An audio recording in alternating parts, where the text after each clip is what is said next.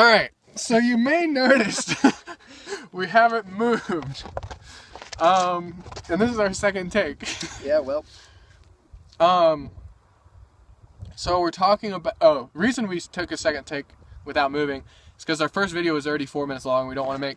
It's hard to upload as it is. And it's even harder to upload long videos. So... Trail stories. Trail stories. Sure, you've heard of fish stories. So you start, you catch a fish that's this big. Pretty soon it was 3 times the size of you, the fish that you caught.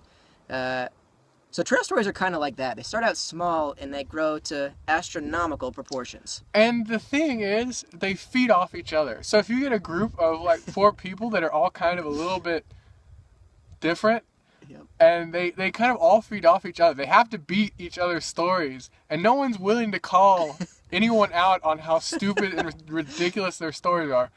We stayed at some camp tonight, and there was 4 of them that were just insane. These people were just talking around the fire, and their stories were just the stupidest. Like, there's no way that anyone in their right mind would believe these stories. Yeah, my favorite one was the one with the axe.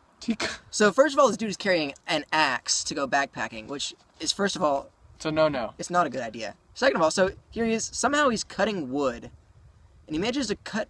He said a gash, did he say in his calf? His shin. His shin. So he cuts his shin open, he says. He says it's like this open wound that's gushing blood, and he like thought about trying to stitch it up himself, and somehow he like managed to make it down the mountain even though he had extreme loss of blood. And basically what I'm assuming actually happened was that he had like a little paper cut. Yeah, he had a no, I'm thinking it's probably worse than that. He probably had a little knife. He was maybe like cutting up his food and accidentally like sliced, made a little cut and then put a Band-Aid on it.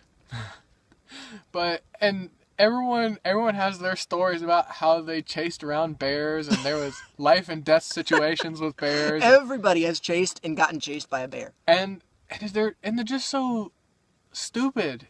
It's just I can't voice how ridiculous some of their stories are. But they make for great entertainment. This morning as we were leaving camp, we were basically just trying not to laugh too loud as we were listening to all these stories. I'm trying to remember some of the more ridiculous ones, but that was a good one. Yeah, so I think the moral of the story is don't believe everything a hiker tells you.